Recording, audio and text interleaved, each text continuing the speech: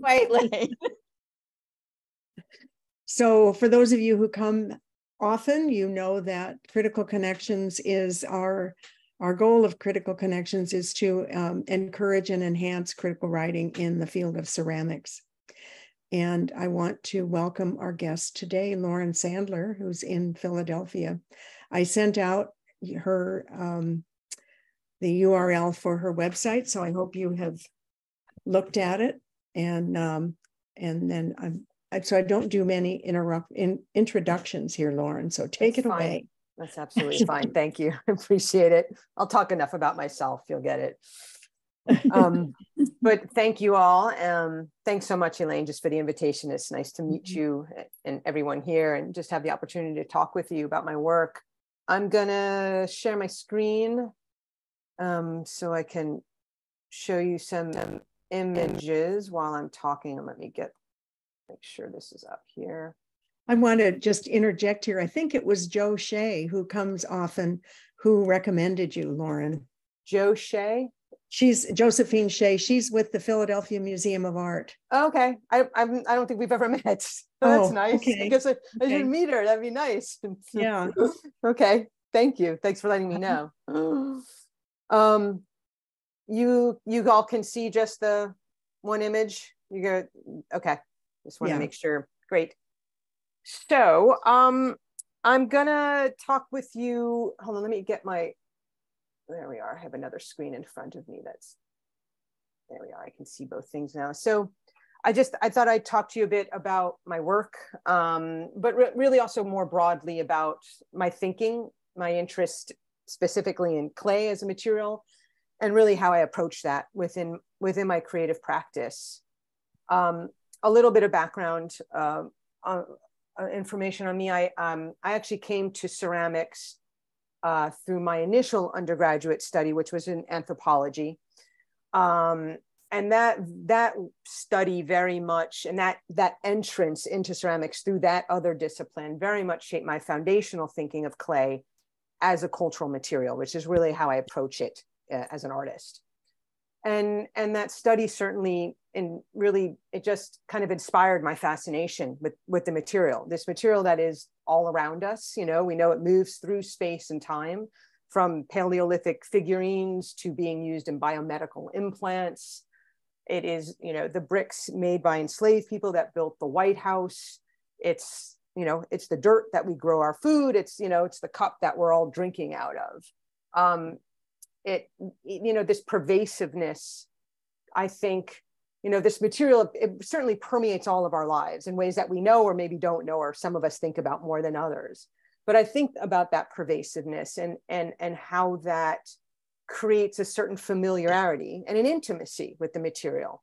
For me, that is a kind of an access point to address many different themes, whether it's social themes, personal themes, political themes, and so on. And as we know, clay is also, it's an archival material. It allows, I think, for both a very tangible, but also a symbolic connection to other eras, people, cultures, and so on. And so I think about how clay is material, it tells stories. And through looking at clay, and for me, through studying clay, studying ceramics, we unearth those stories, whether it's stories of community, stories of change. And often in my own work, I'm looking at artifacts and material culture as a means of both dismantling and reconstructing narratives. And so some central questions that often guide my work, both as an artist and as an educator, I'd say, are, who's in the clay? Who tells the stories? What stories are untold? How are narratives written in the material? And what are the ways through which those stories manifest? And so the images that I'm showing you here, the image on the left is it's an X-ray image with an implant made with ceramic material. The center image is a brick from the White House. And on the right are my hands holding a vessel that from clay that I dug. Let's see if I can get this to play here. If you've looked at my website, you've probably seen this video. It's the opening image there. So I'm really interested in the layered and complex stories that are held in objects. And I think of ceramic objects as this sort of shared intersection of body, of culture, of history. And so in my current work, I'm constructing vessels as this accumulation of parts, in which I build with these stacked forms that I can assemble and disassemble. And I'm in this video taking one of them apart. And I really like how this process of putting together and taking apart is both a physical but also symbolic means of constructing and deconstructing. And so this mutability of a form for me is a means to explore a sort of shifting meaning and narrative. And so I adorn these vessels with this kind of obsessive detail, really to create a sense of a visual abundance. And I think of that abundance for me as it's a tactic really of this sort of ornamental allure to hopefully sort of challenge the presumptive neutrality of material culture. And this is just a still of that piece. And I think for me, vessels are references to bodies, like many of us, I think, but they can be individual bodies, collective bodies, governing bodies, bodies of land, bodies of evidence, and so on. And so this piece is covered with maritime objects. And I was thinking about migrations and commodification of goods, of people, economies of trade and occupation. Let's see, the hooks, weights, bobbers, and knots that are covering this represent the sea and water and movement of goods and people and culture. And so I use vessels, vessel forms for the accessibility that they provide and the recognition that offers, I think, to serve as an entry point to ask, hopefully to engage the viewer in a closer examination, to understand or explore the different layers of context in the objects. And so this piece is hung, and all of these are ceramic. Let's see, this piece is covered with coffee beans, hung with cacao and soybeans. And I was thinking about the sort of labor and violence of historic and contemporary agricultural production. And although I refer to all of these objects as vessels purposefully to imply utility, none of them are functional in that sense. Each of these, they're bottomless, they're stacked, removing them from their ability to contain, so as to focus more on the stories, the myths, the histories of the goods often held or preserved in a ceramic vessel. So rather than a coffee pot or a teapot or a teacup or a sugar bowl, the pieces that I make focus more on the goods that are often contained in a more familiar ceramic object. And so with this piece, I was thinking about salt, a material with a vast social, religious significance. Salt has medicinal purposes. It has been used for preservation, for protest. Wars have been financed over salt and fought over salt. And then for this piece, I was looking at the extravagant salt cellars in Europe during the era of the Renaissance, which often signified a certain prestige or social hierarchy. And so this piece is a large salt cellar, but it's covered with tricone and auger bits, which are objects of the mining process. And the colors are representing a variety of different types of salt. And I was in this considering the long history and contemporary role of salt as a layered cultural material and commodity. And here I was thinking about the samovar, which maybe some of you are familiar with. The samovar, they're often metal objects, but I was thinking of the cultural and geographical movement of objects, specifically through that object of the samovar, which is a container that is used to boil water for tea, with a history in Eastern Europe and many parts of West Asia. And so with my samovar here, it is hung with tea bricks and sugar cane. And as a ceramic artist, honestly, I've always been a bit resistant to making teapots. I can probably count on my two hands the amount of teapots I've made in my many years, and most of those have probably been for demonstrations for students. I use them. I'm not opposed to using them, but this piece was a way for me to reflect on tea outside of the ceramic tradition of a teapot, as I consider the global movement of tea and sugar as a colonial and imperial commodity. So with this object, I was thinking about Sicily, the layered history of Sicily. My mother's family is from Sicily, extended family still live there. And, Sicily went through many different rulers over the centuries, from Carthaginians of North Africa to Muslim, Greek, Norman rule. And with each different ruling group, it would bring many different, different food, different objects, different symbols, goods, and so on. And many of which are identified as Sicilian. But I was thinking about that. I'm like, what does that mean to be Sicilian with such a history? And so with this vessel, I was thinking about that sort of complex migration of objects through ancient Sicily, across time and place, as a way really to kind of interrupt this mythic belief in the legacy of this sort of exceptionalized monoculture. So this piece is covered with imagery of wheat with its origins in North Africa, pine cones, which are symbols we see from ancient Egypt, Babylon, Greece, pistachios with Middle East origin. The midsection are lemons, which I was looking at the popular ceramic Moor's heads, which are from the Arab domination of Sicily, and the handles are this sort of abstracted sugarcane, which has been grown or was growing in Sicily for over 1,000 years ago. And sugarcane, which at one point was the world's largest crop by production, surpassed grain, created a market of enslaved labor, et cetera, et cetera. And so with all of this, really just thinking about how these objects certainly refute neutrality and tell a much more layered history of this place, of Sicily. So much of my current work, a lot of the images that I'm showing you, really began a number of years ago with research that led me to this object. This is a Lacanus pot from Centeripe, Sicily. That is a region where my mother's family is from. And these objects, there's a full image there on the left and a detail of the lidded part on the right. So you can see, originally these were covered, painted with tempera paint and a lot of color. They were quite colorful.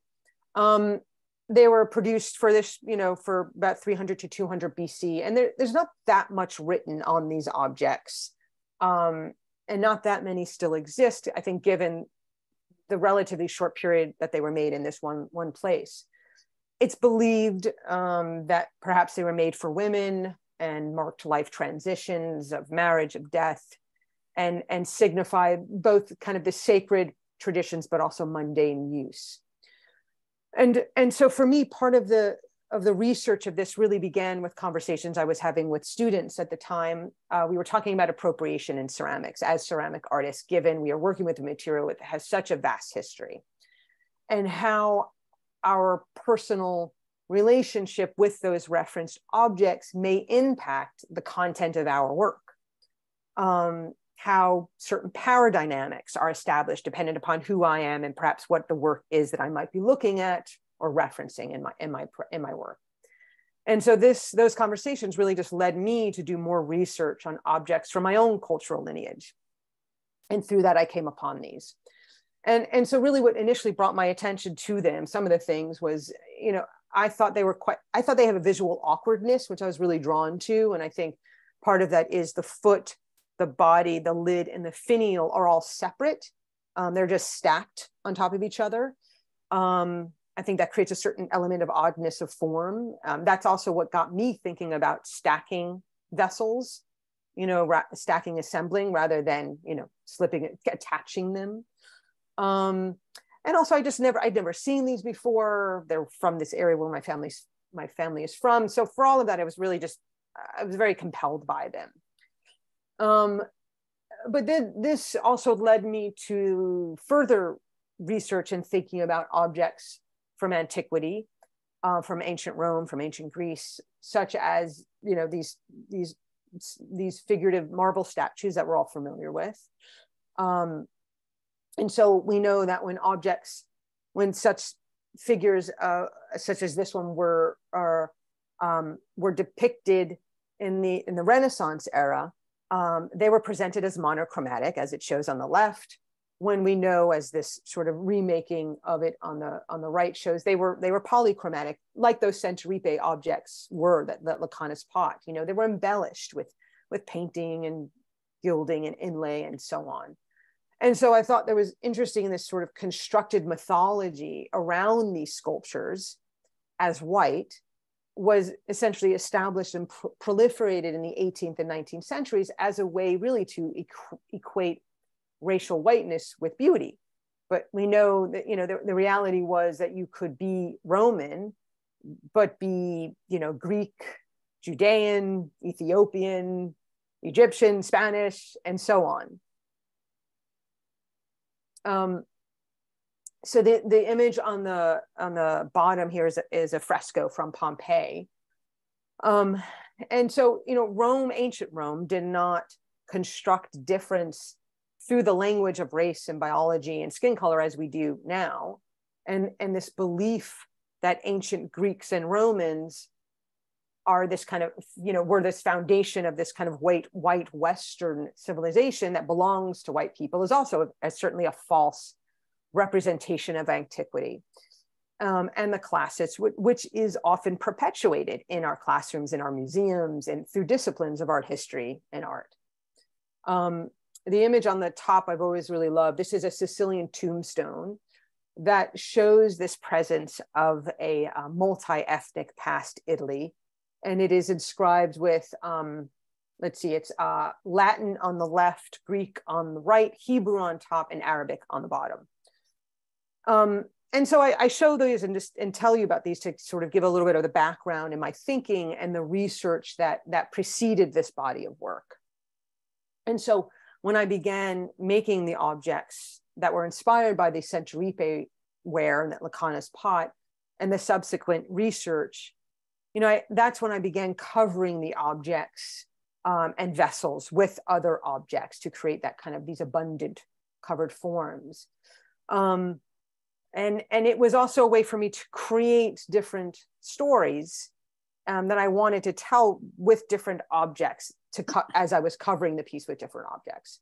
And that's also really how I began thinking more about material culture, which I think is really just, you know, academic jargon for the things that make up our lives. And this piece is an example of that. It started with a more personal connection or a personal object, the button. I come from a family of Italian and Jewish immigrants. From one side of my family is Italian immigrants, the other side is Jewish immigrants. Came to New York 2 or 3 generations ago. My grandparents' generation were all laborers. My grandmother on my mother's side was a seamstress. My father's father was a sewing machine operator. He made hats. And the buttons that I was looking at, these are, again, just handmade ceramic buttons, but I was looking at a collection of buttons that are from actually my partner's family, who comes from a very similar kind of cultural background of Jewish immigrant family.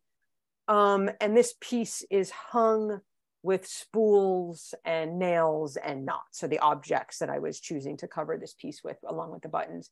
And so with this, I was just thinking about this sort of accumulation of diasporic material, familial diasporic material, and how that is passed on or forgotten or disrupted or erased. And so these objects of attachment, they are objects of attachment that I'm playing with here, but they're also loaded with contradictions of effect as connections can bind and piercings can mend and ties can restrict. The next couple of pieces that I'll show you are more recent work. It's sort of more the direction that my work is taking now. They are a bit taller. The pieces that I've been showing you up to this point are 2 to 3 feet-ish tall, and these pieces are a bit taller than me. They're over 5 feet, 5.5 feet maybe. And with these, I'm starting to incorporate other materials, found materials, along with clay. This is just some details of that piece. And so this piece was really a continuation of the objects of the button piece that I just showed you. And it is hung with buttons and other objects and materials that are connected to textile work, essentially, including more spools and thimbles and bobbins and clothing. As you know, I was just sort of further reflecting on the lives and labor of, you know, my Italian and Jewish immigrant family who labored in various elements of textile work. And with this piece, you know, in a lot of my work, I'm certainly thinking about ideas and acts of extraction. I think about extraction of material or of culture, of objects, of symbols, of knowledge. And so with this piece, I was thinking about extraction of clay and clay adjacent materials, particularly in the mining process and collecting and processing of clay and metals that we often use in ceramics, and also the industries and goods that are often utilize clay in producing their goods, such as paper and rubber are 2 of those industries that use clay. And so the glazes that I'm using here are cobalt, nickel, and copper, 3 significantly mined metals. The paper, this is hung with paper as well, is dyed using those materials. And the bricks are made with this piece, and the other piece are made with clay that I harvested in Philadelphia. And so this piece is, I was thinking, you know, is a way for me to touch upon this sort of long global and local practice of extraction as consumption, whether for control or profit or power or for our own goods and needs.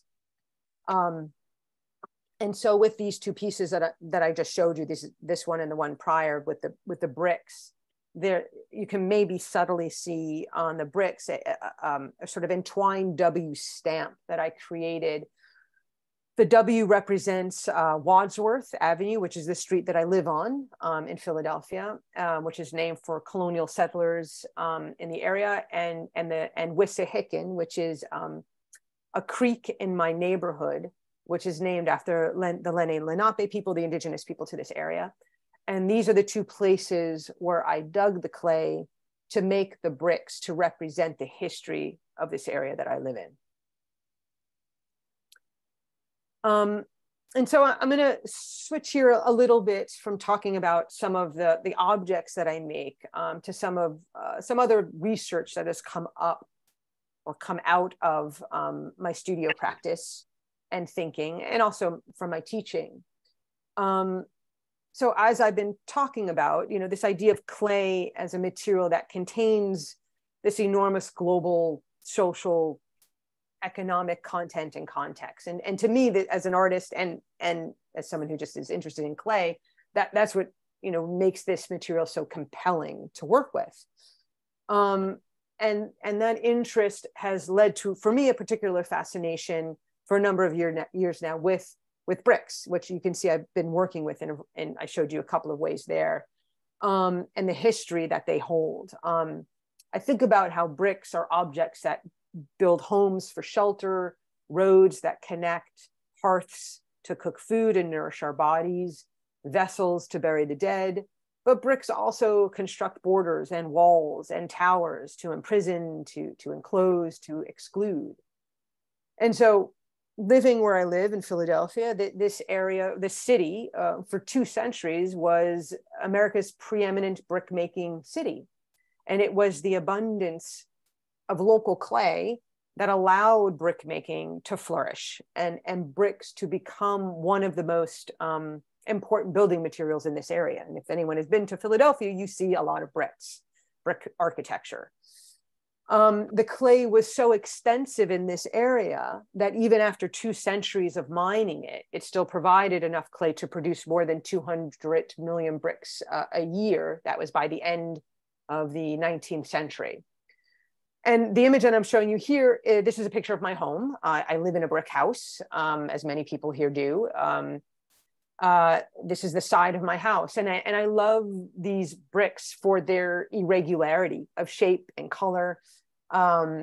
These would be called, were called blackhead bricks because they were located in the firebox of the kiln. As we know, that's closest to the flame, and directly exposed to the fire.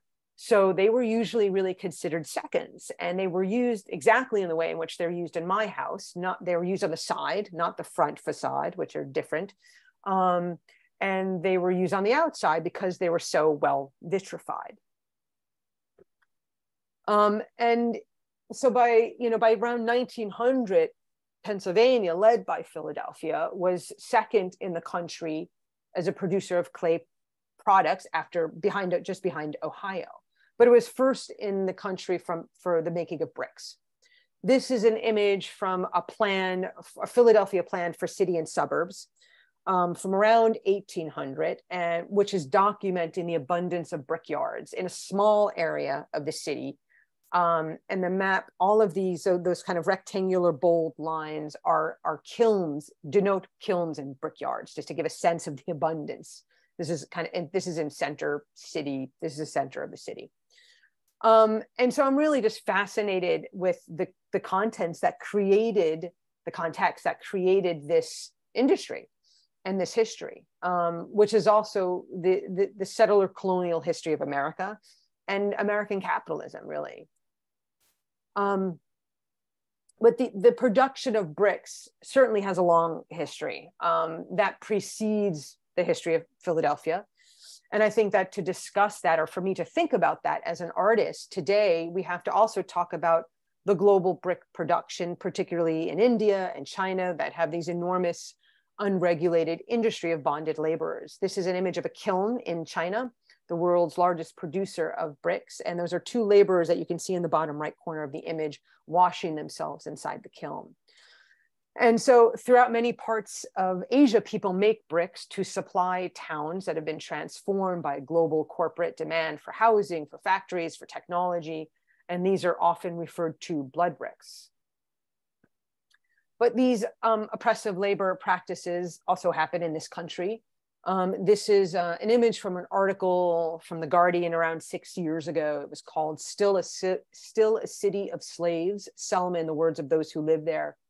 And so in Selma, Alabama, at the time of the writing of this piece, women earned $10 to collect a pile of 500 bricks from old structures, as the image behind her shows. And so these repurposed bricks are used as architectural details in new homes and buildings.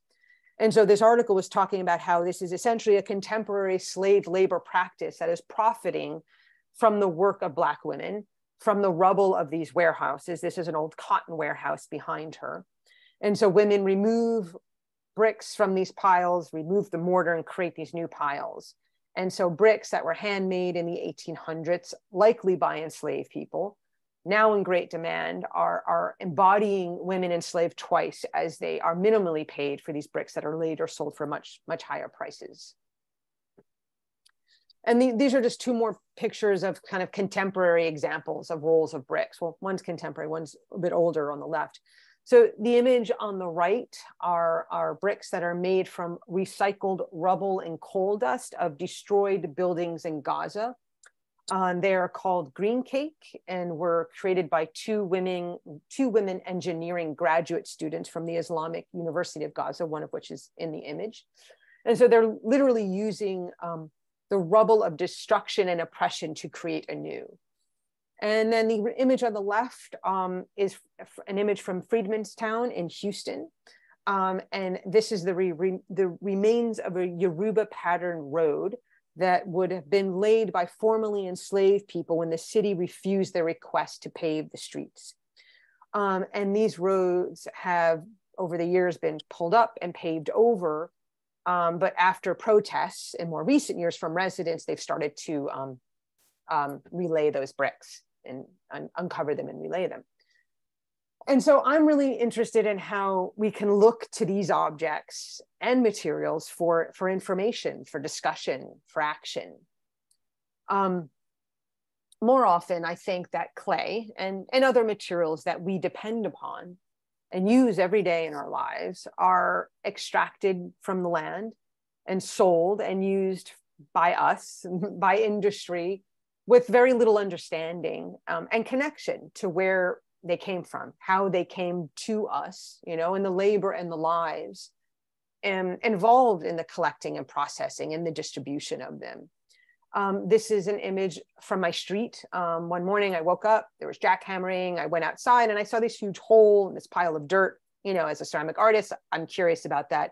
And I just went out, I asked if I could take the material, and I was curious, you know, what is this? What's below where I live? And this was the beginning of a practice that I have now of collecting clay in and around Philadelphia. And there are enormous amounts of construction going on in this city. I see it as a certain parallel to the growth of this city during the time of colonial settlers in the 18th and 19th century. And there's this continued, you know, speculative development, and neighborhoods are completely transformed over the course of a short period of time, where they don't necessarily even resemble what they were a decade ago. And so I often drive around with buckets and a shovel and rubber boots where I can wade through water in my car. And when I see construction, or I'm going by a creek or somewhere in the city that I think there's clay, you know, I just go, I fill it up, I take it back, and I use this material, I do different things with it.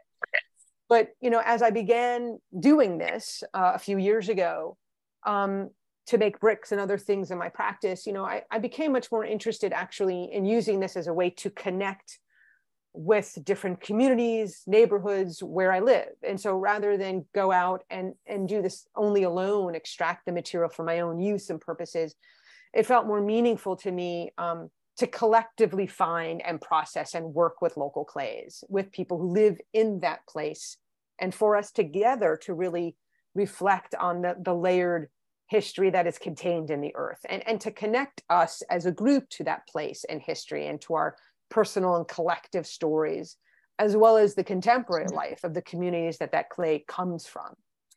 This is let's see, I'm going to see if I can get this to play for you. Here we are. This is a short video that shows this process with a group of students, actually, where we harvested. Sorry if there's this sound, the music, I don't know how to turn that off right now if you hear that. But we harvested different clays in the city. We prepared that. We made these wooden brick molds, which is essentially one of the oldest ways of making handmade bricks. From those, we made bricks. These are just a couple of videos of showing the process of how you make handmade bricks.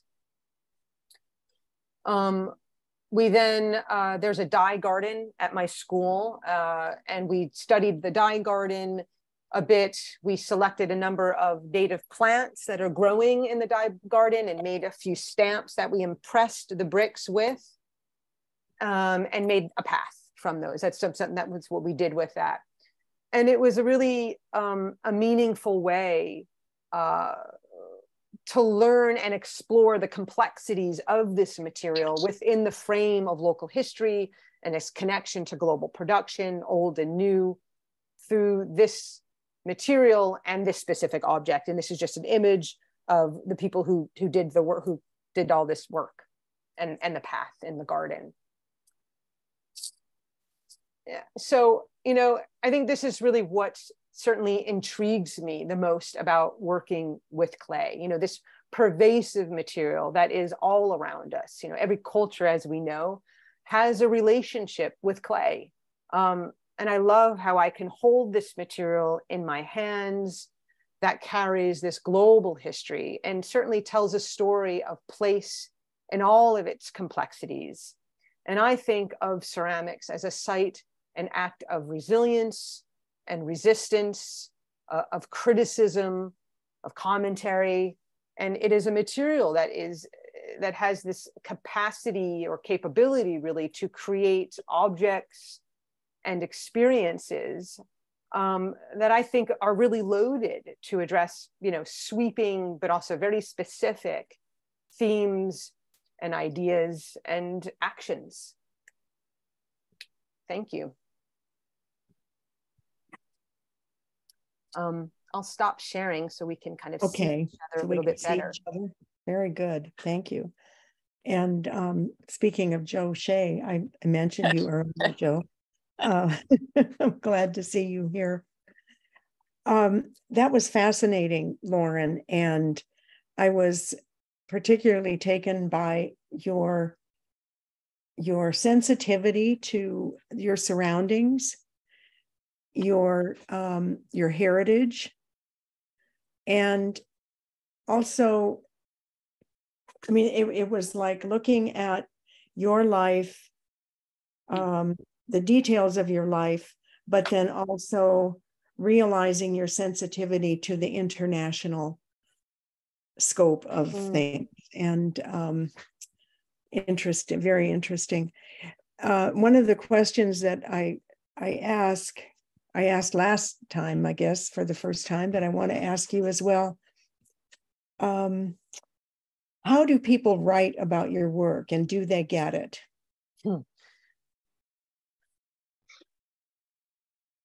I don't know. I don't know. Okay, next question. No. I'll talk a little bit more about it, but maybe, I mean, I really am not sure. I don't know really how people write about my work, and that's maybe because I haven't read that much, or people haven't shared that much of how they're writing about my work, or what writing has been. I do love like the conversations, like even this, I love something I love about giving talks is like people kind of reflecting back to me, what they're seeing. And I find that really fascinating. And often, sometimes the most obvious things, like I'm not seeing because I'm so like this in it. And so I love hearing that. But I do, thinking about writing about work, I think a lot about the relationship of certainly of writing and making. I'm really interested in that relationship, as an artist.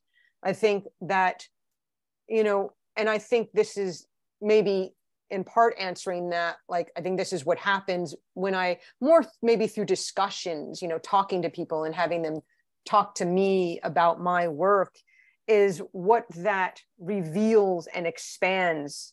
It reveals and expands my own thinking, is what that does, about my own work. And certainly, and I use that certainly in my practice as an educator as well. I have students write about their work too, because I think in writing about our work, I find, when I'm writing about my work, as many of us, I'm using my body differently. I'm using different parts of my brain.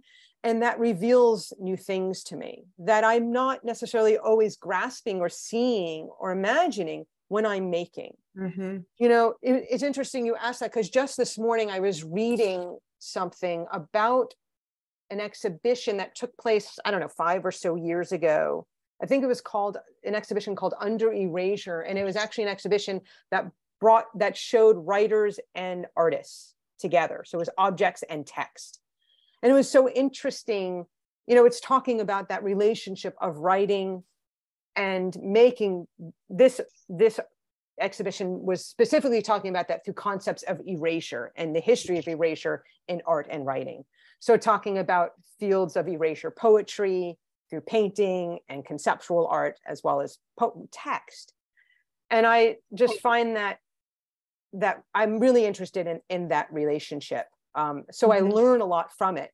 And I'm mostly just intrigued by people's take on my work or their questions of my work. I'm always just really taken and curious about it. I find it really fascinating. Yeah. Okay, given that, Kurt Bensley has a question.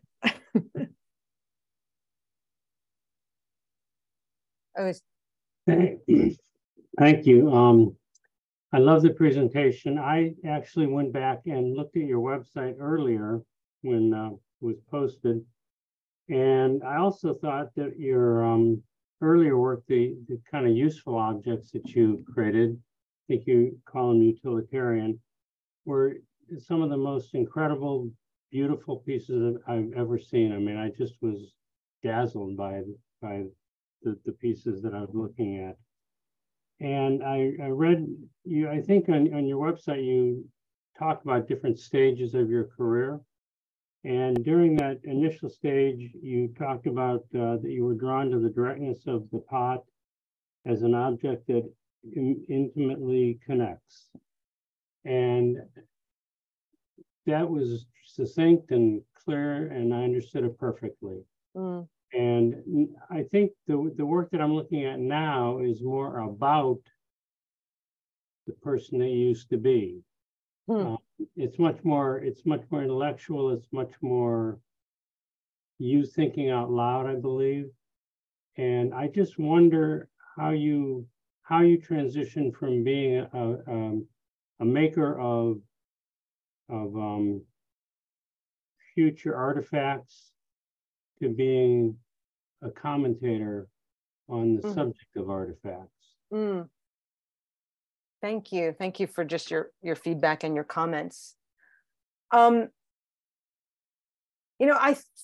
I always think, and I think I've been saying this for a number of years since I think at a point when I maybe began to understand my work more, was I feel like I'm making work for my future self.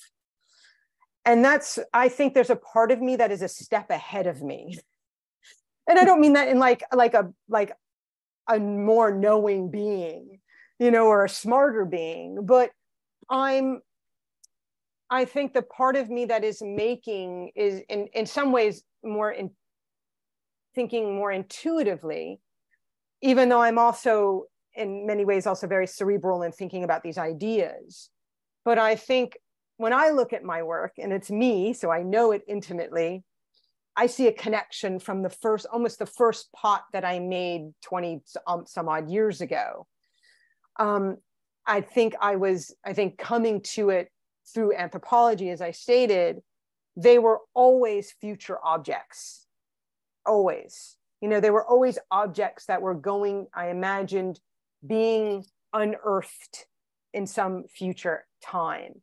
And because of that, they always had multiple meanings. They were never just the object. Even when I still make pots to be used, but they're always more than that, because when they become something of the past, when it is someone in the future reflecting on them or even looking at them, they hold multiple meanings. It is what they were in the time of the maker, and then it's what they've become to the person who's looking at them and trying to make sense of them, even in a material, in ideas of even just material and use, and then going to like the time and place and the person that made them. So to me, the objects always have multiple layers and meaning. So I think that's always how I've thought about pots, and that's how I still do think about pots. So the transition in my work over the years, I think has just been a slow kind of revealing of that to me, and different ways of exploring that, unfolding that, thinking about it. And I still do make, also not that often, but like once a year, maybe twice a year, I'll do a series of functional objects. I make them for people to eat out of them, to drink out of them. That is their purpose. And I'm still thinking about a lot of the same things, but I think I'm still thinking about a lot of the same things, but I think it is perhaps those in some ways is a more direct engagement, because I feel I am making the things that will do the things rather than making the things to talk about the things, if that makes sense. Mm. I don't know if that quite answers your question, but yeah. It perfectly answers the question. Thank you. Yeah, thank you. I have a question, Lauren. Thanks so much for your presentation. It was really enlightening. But I felt when you were going through your work that there was an undercurrent of how much you really have appreciated teaching, how much you understand your students, how inspirational that experience has been to lead you to more participatory work. And you know, we all started out as one singular potter, engaged with ourselves, and then, you know, some potters grow into an art practice where, you know, the participation of the clay and the performative aspect of the clay becomes more important than the individual act. And I feel like you've done a very good job of balancing that. Being able to do your own work while being a full-time professor is in the first place a difficult thing to do, and to keep your own voice, but also to learn from your teaching environment and your students and incorporate that learning and experience into doing more participatory work. I mean, do you find that an enriching and a reason why you continue to teach? Absolutely. It's probably first and foremost.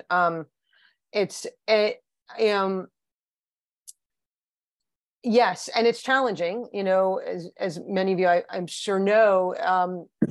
I mean, part of it is, you know, the time, you know, this is the time of year where I get most in the studio during the summer months. Teaching is, it takes a lot of space in my life.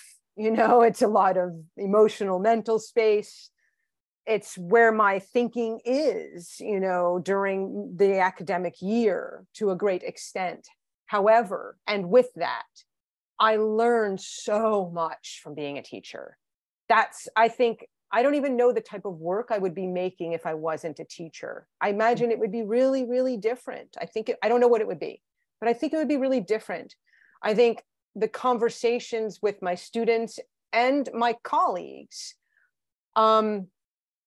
challenge me. I learn all the time. I learn so much. And I mean, my favorite part of teaching is the discussion. Is this what we're doing here? I love it.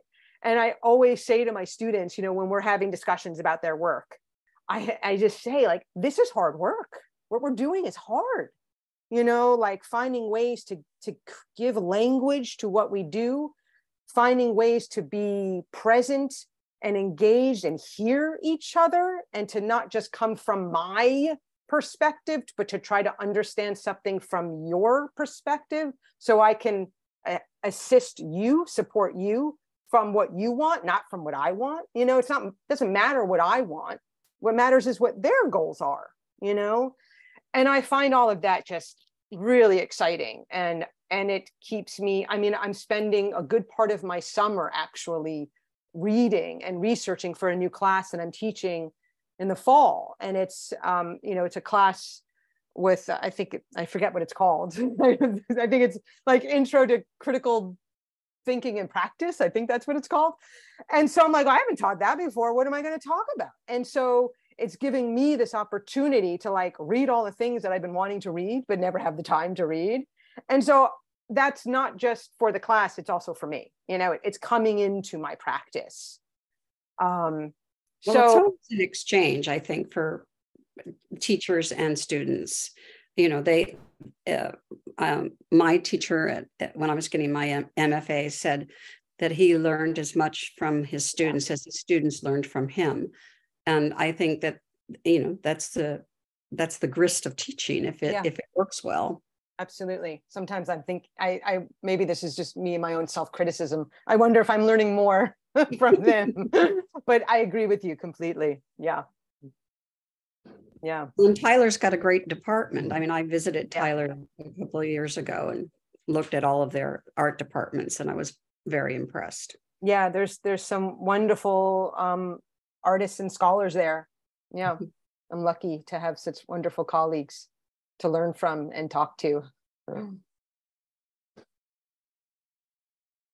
muted.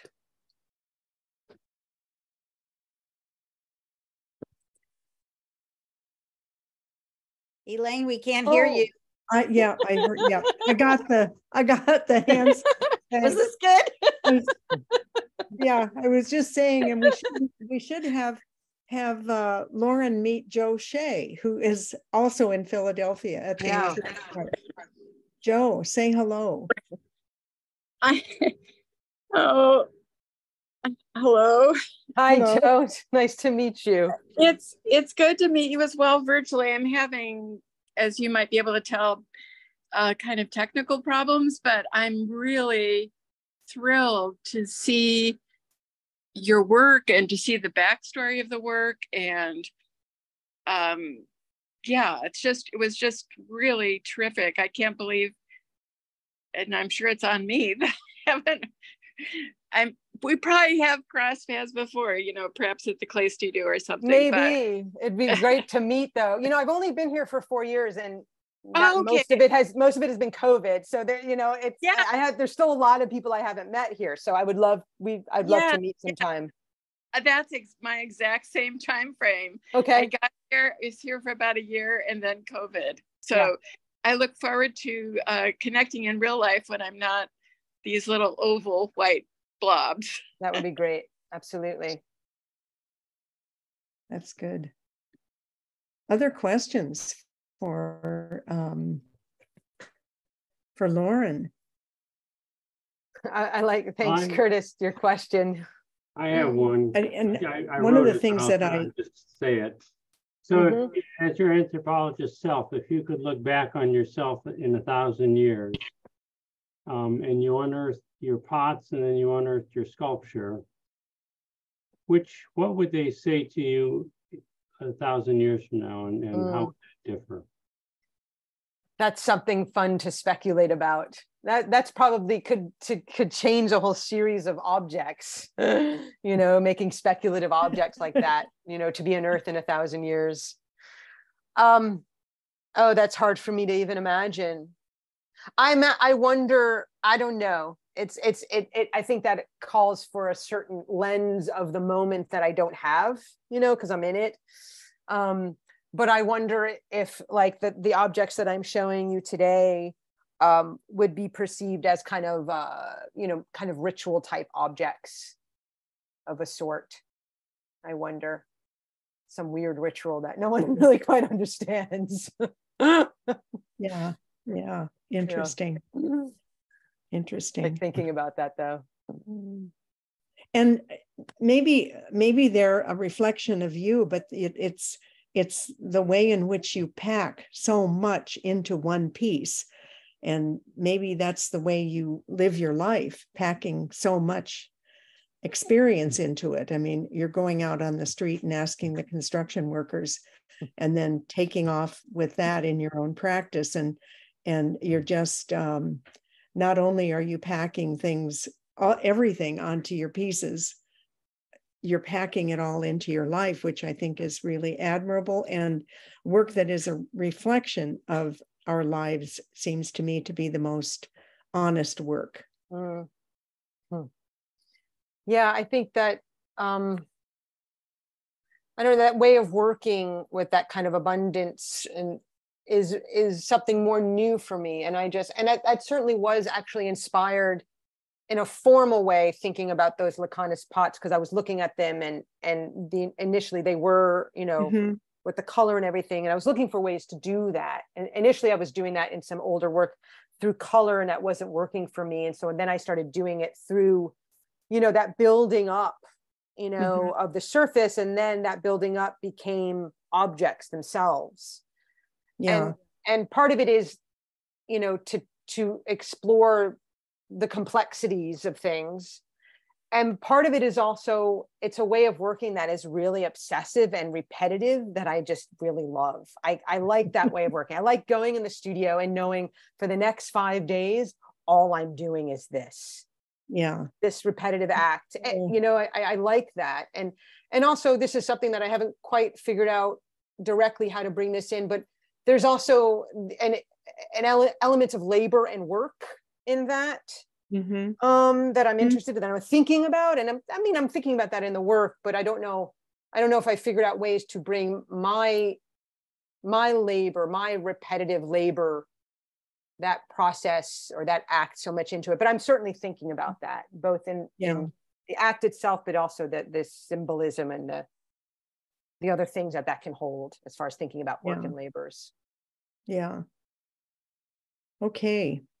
I promised Mary Jane I would give her a minute to talk about the Gentile Bray Critic program. Mary Jane, are you there? Mary Jane, unmute. Mary Jane. Am I unmuted? You're unmuted now. Yeah. And now I want to be a real person. Oh, I keep tapping the bottom of this. I'm on my iPhone of all things for this Mary call. Jane is also in Wyoming, Lauren. We're having technical difficulties. Oh, well, you know. Oh, well. Oh, there. The There you are. block. There you Hey, hi, buddy. Well, good to see you and be seen. I would like to give a plug for the Bray Critic at Gentile, which is kind of a double whammy. It is the Gentile Artist Residency Program it's in its 22nd year, and we offer a month-long residency to visual artists and also to writers. But a number of years ago, when Josh Deweese was the ED at the Bray, he said, "Why don't we do this in order to support criticism and in the ceramic arts, which we all need?" And we found we have a whole panel full now of people that are interested in that and have been writing. Why don't we have an artist, writer, or why don't we have someone who's writing or wants to write, who's a critic, come to the Bray for a week or two and interview the second year artists who are going to have their exhibition and do an essay about them and their work. And we'll put it in a printed catalog, which is now a digital catalog.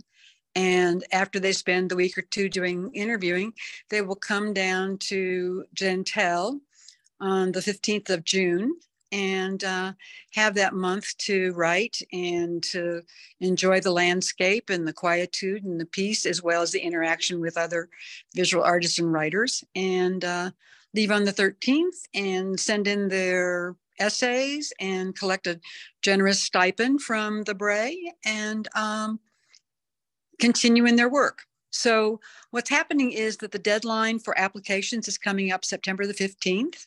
If anyone is interested, or if you know of anyone who might be interested, with your encouragement in spending part of the first 2 weeks of June at the Bray in Helena, with housing and access to the folks there for the interviews, and then come down to Wyoming, outside of Sheridan, Wyoming, which is about 25 miles off across the border, 2 hours south of Billings and about 4 hours from Helena. Is that right? 6 hours. Okay, it's 2 hours to Billings, 2 hours to Bozeman, 2 hours to Helena. I forgot about Bozeman there, the Bozeman Lake. Anyway, 6 hours from Helena. It's all relative, when we get in a car out here, we just drive until we get to the next one. 2 hours, and it's like, oh, what is this? Oh, it must be Casper.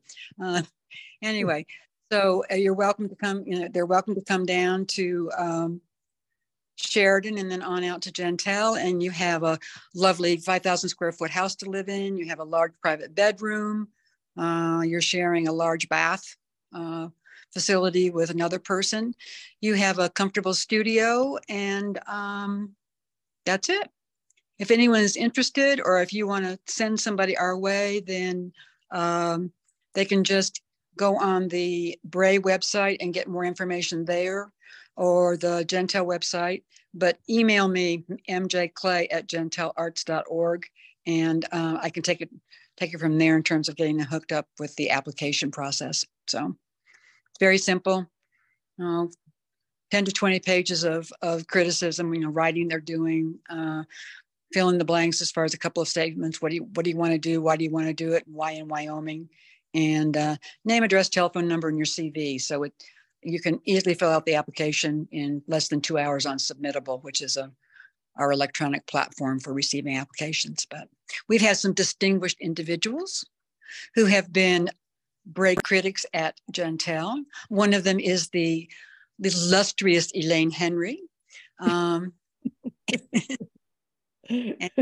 We usually have a couple more here who Nancy Right. Service is normally here, and she Right.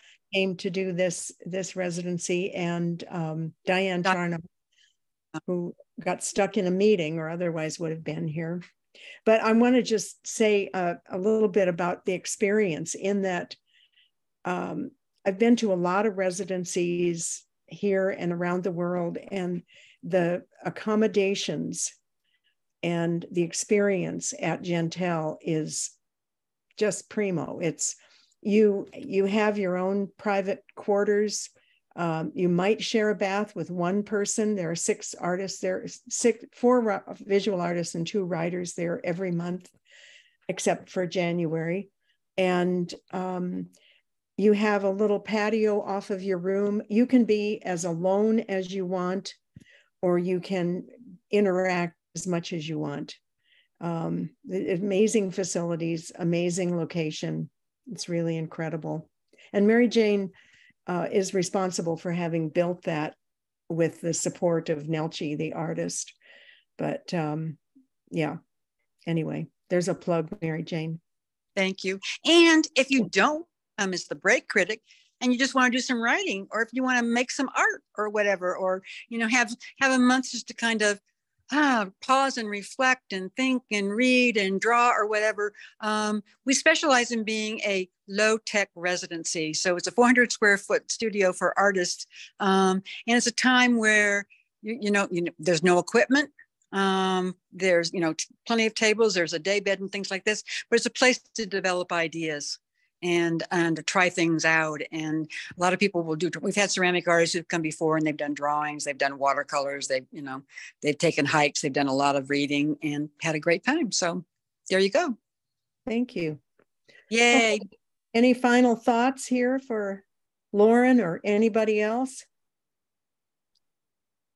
You're all terrific. Lauren, thank you so much for doing this. I emailed her once and she popped right back and said, yes, I'd love to do it. So I really appreciate it. Thank you. It's my pleasure. I appreciate the invitation. It's really great to see you all. Thanks, everybody. Thank you, Lauren. Take care. Bye-bye. Bye-bye.